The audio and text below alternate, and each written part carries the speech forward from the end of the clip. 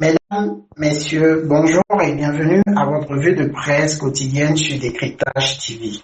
À la une de cette édition, Décryptage Info met en lumière la 5e édition de la conférence de prière et de miracles, marquée par une forte mobilisation des fidèles de la mission évangélique de la foi dans le département du Zou et des Collines.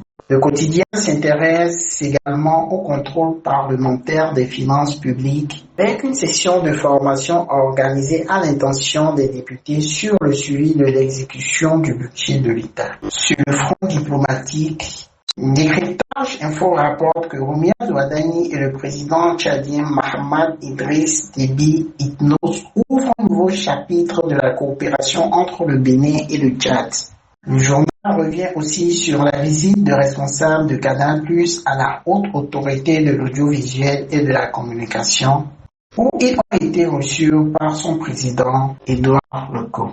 Enfin, le quotidien met en avant la participation du Bénin aux réflexions sur la modernisation et l'administration publique en Afrique, avec un plaidoyer en faveur d'un leadership axé sur la performance et la transformation numérique. Le dossier judiciaire de Pierre Hubin Danivore domine les colonnes de La Boussole, le journal Oro, Gaskiani l'Info, l'Informateur et Dynamis Info.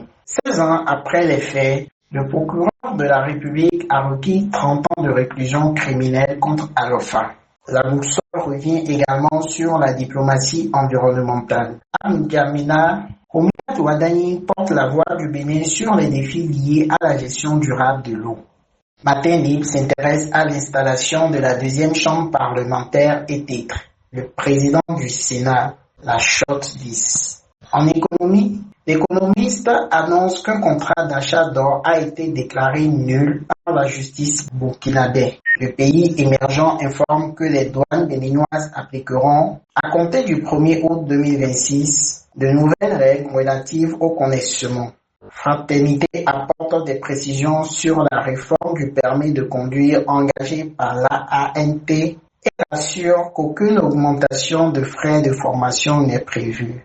De son côté, la nation revient sur le Forum africain de l'eau organisé à N'Djamena avec la participation du président Rumia Douadani.